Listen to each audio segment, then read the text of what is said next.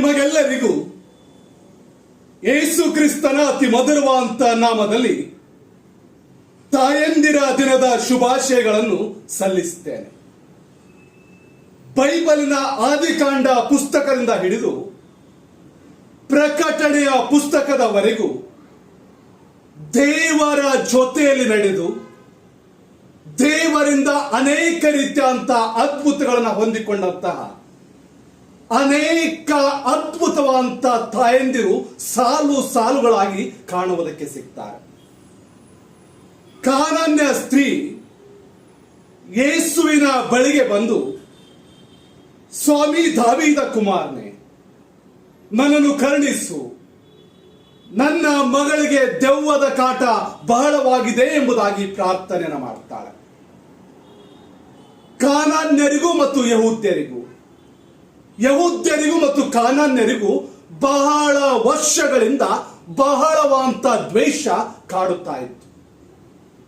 ಆದಾಗ್ಯೂ ಕೂಡ ಕಾನಾನ್ಯ ಸ್ತ್ರೀ ತನ್ನ ಪ್ರದೇಶವನ್ನ ಬಿಟ್ಟು ಯೇಸು ಇರುವಂತಹ ಸ್ಥಳದ ಬಳಿಗೆ ಬಂದು ನಿರಂತರವಾಗಿ ಕಣ್ಣೀರನ್ನ ಸುರಿಸುತ್ತಾ ನಿರಂತರವಾಗಿ ಸ್ವಾಮಿಯ ಹತ್ತಿರ ಪ್ರಾರ್ಥನೆಯನ್ನು ಮಾಡುವುದಕ್ಕೆ ಮುಂದಾಗ್ತಾಳೆ.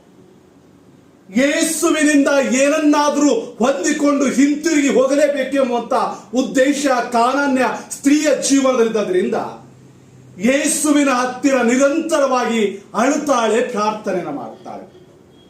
ಈ ಒಂದೇ ಒಂದು ಕಾರಣಕ್ಕೋಸ್ಕರವಾಗಿ ಕಾನಾನ್ಯದಲ್ಲಿದ್ದಂತ ಕಾನಾನ್ಯ ಸ್ತ್ರೀಯ ಮಗಳು ಯೇಸುವಿನಿಂದ ಅದ್ಭುತವಾಗಿ ಗುಣವನ್ನು ಹೊಂದುತ್ತಾಳೆ.